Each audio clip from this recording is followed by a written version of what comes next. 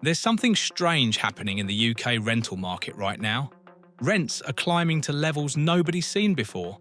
Tenants are queuing round the block just to view a one-bedroom flat. Yet, at the same time, landlords are selling up faster than at any point in recent history. In the first 3 months of 2025 alone, roughly 18,000 rental properties vanished from the market. Not damaged, not demolished, just gone. So what's going on? Why are landlords abandoning ship when demand's never been higher? And more importantly, what does this mean for anyone trying to rent or anyone still holding property? Stick around, because the numbers tell a story most people aren't seeing yet. If you want to stay ahead of the latest UK property and housing news, hit that like button and subscribe now so you don't miss what's coming next. Let's start with the numbers that nobody's talking about. In January, February, and March of this year, something unprecedented happened. More than 15% of every property listed for sale in England used to be a rental. That's the highest figure on record. We're talking about roughly 40,000 former rentals hitting the market in just 1 quarter. Now, you might think, well, someone else buys them and rents them out again. Problem solved. Except that's not what's happening. Only 3% of those sold properties came back onto the rental market.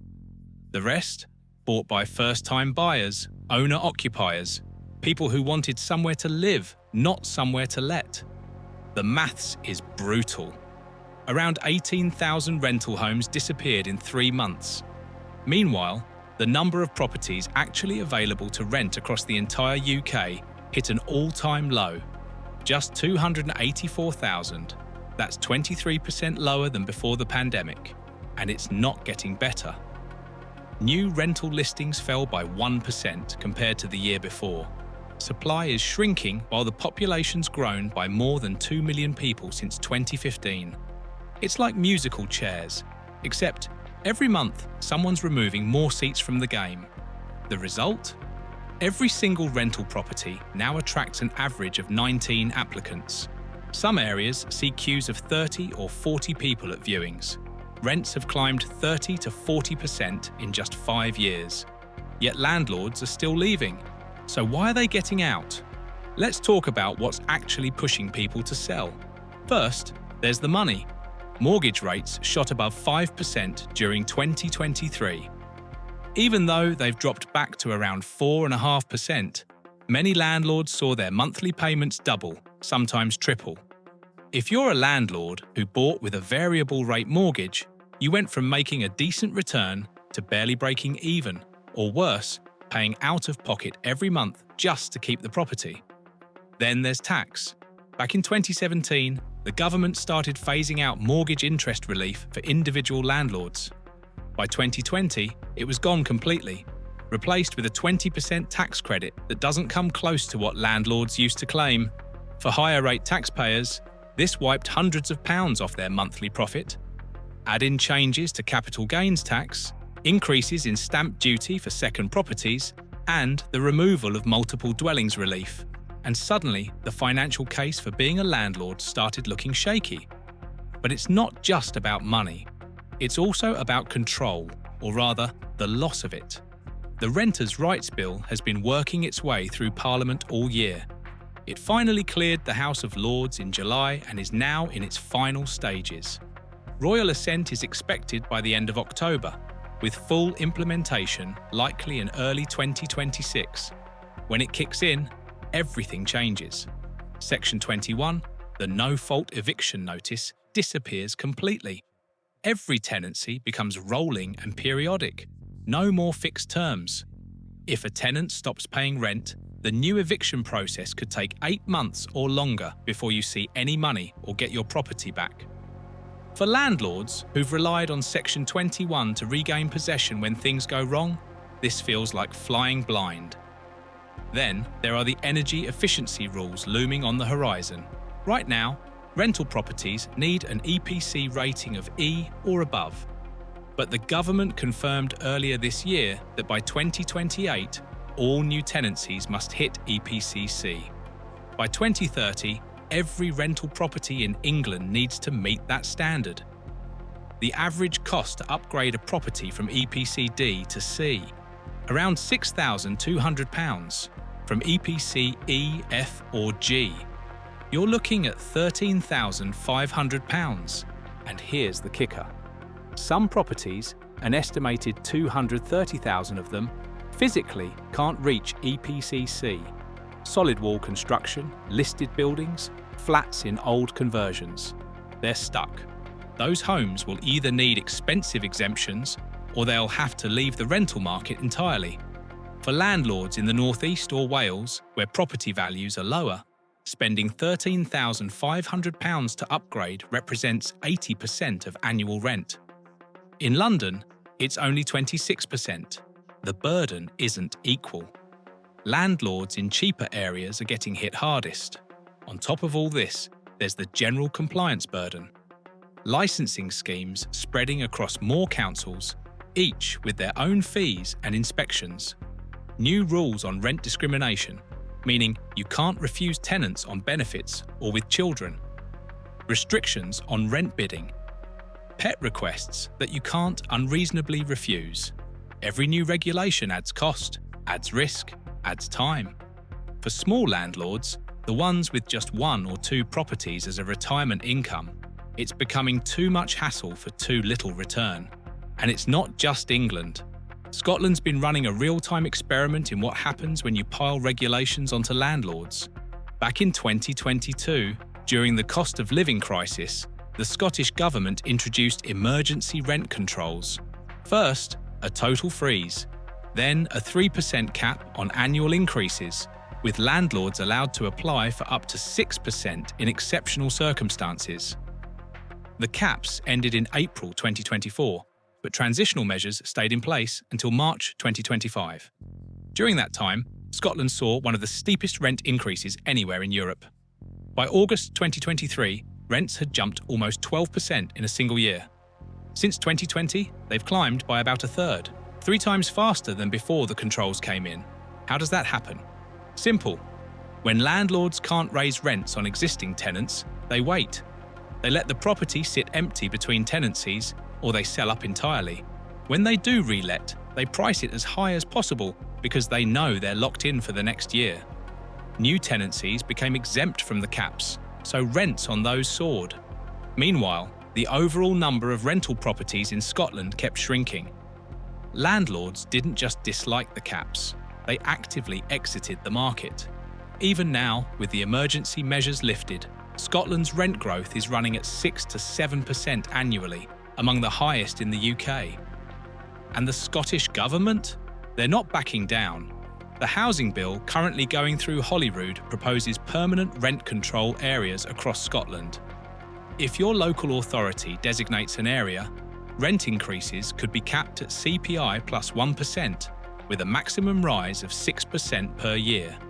Some landlords are already planning their next exit. So who's actually buying all these properties landlords are selling? That's where things get interesting. Around 2/3 of former rental properties are being bought by first-time buyers. People who've been stuck renting for years, saving up a deposit, finally getting onto the ladder because there's more stock available, and, ironically, because landlords are selling. First-time buyers now make up 49% of all property purchases in England, one of the highest proportions ever recorded. In some areas, like Manchester, it's 75%. The government sees this as a win. More people owning homes, fewer people stuck in insecure rentals. But there's a problem. When a rental property gets sold to an owner-occupier, it doesn't just change hands. It changes how it's used. Rental properties tend to be occupied more densely. A 3-bedroom house might have 3 or 4 adults sharing, each paying rent. When that same house gets bought by a family, it's one household. Fewer people housed overall. Plus, rental stock often includes smaller flats, HMOs, properties converted for multiple tenants. Owner-occupiers don't tend to buy those. They want family homes with gardens. So the rental stock that's disappearing isn't being replaced like for like. The market's losing exactly the kind of affordable, dense housing that's needed most. Only about 3% of sold rental properties are being bought by other landlords. That's tiny. And it makes sense. If you're a landlord looking at the current landscape, why would you buy now? High mortgage rates, tightening regulations, energy upgrade costs, the threat of more rent controls. Unless you're a professional operator with deep pockets and a long-term plan, it doesn't add up. The landlords who are buying tend to be the big ones: institutional investors, build-to-rent developers. These are companies with portfolios in the hundreds or thousands. They have access to cheaper finance. They can afford to employ full-time compliance teams. They're building new, energy-efficient developments that already meet EPCC standards, so they're future-proofed. Build-to-rent has been one of the fastest-growing segments of the UK rental market. These aren't your traditional buy-to-let landlords. They're corporate entities offering longer tenancies, on-site management, amenities like gyms and co-working spaces. For tenants, it can mean more stability and professionalism. For the market, it means consolidation. Fewer small landlords, more corporate control. Whether that's good or bad depends on who you ask, but it's definitely a shift in how the rental market operates. So what does all this mean for the future? Let's start with the next 6 to 12 months. Landlords who are sitting on the fence, waiting to see what the Renters' Rights Bill would actually look like, now have their answer. Royal assent is coming in weeks. Implementation follows in early 2026. That's going to trigger another wave of sales. Some landlords will decide the new rules are workable. Others will cut their losses before Section 21 disappears entirely. Expect listings of former rental properties to stay high through the winter and into next spring. Rents, meanwhile, aren't going to fall. Supply is still too tight. Every property that leaves the rental market makes the shortage worse. Even though rent growth has slowed a bit recently, Zoopla's predicting around 3% increases for 2025. In some areas, especially outside London, it could be higher. Demand isn't going anywhere. The UK population is still growing. Mortgage affordability is still stretched for many people. Renting isn't a choice for millions, it's the only option. Longer term, we're looking at a rental market that's structurally different from what it was 5 or 10 years ago. Small landlords, the ones with 1 or 2 properties, are going to keep leaving. They're being replaced by institutional investors and build-to-rent schemes. That means more professional management, but also less flexibility. Corporate landlords follow corporate policies. There's less room for negotiation, less personal connection. Rent controls might sound appealing to tenants, but Scotland's shown us what happens. When you cap what landlords can charge, they either stop renting or they price new tenancies sky high to compensate. Supply drops and rents go up. It's the opposite of what the policy intended. England hasn't gone down that road yet, but the pressure's building. If rents keep climbing, if more tenants struggle to pay, calls for rent caps will get louder. And if that happens, expect even more landlords to exit. EPC requirements are going to reshape the market too. By 2030, every rental property needs to be EPCC. That's only 5 years away. Landlords who haven't started planning for it are running out of time.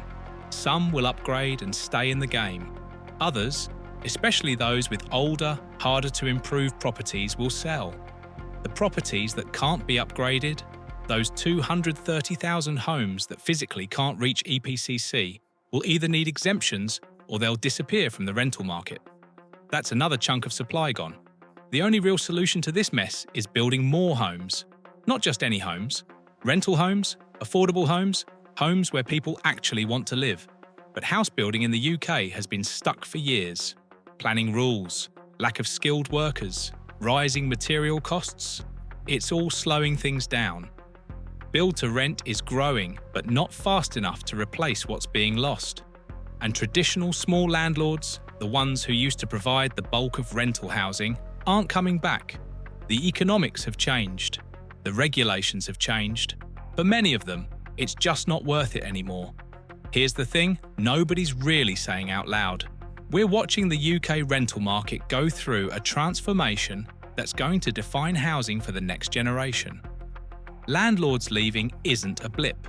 It's a trend, and every time a rental property gets sold to an owner-occupier, it might be good news for one family, but it's bad news for the dozens of people competing for what's left.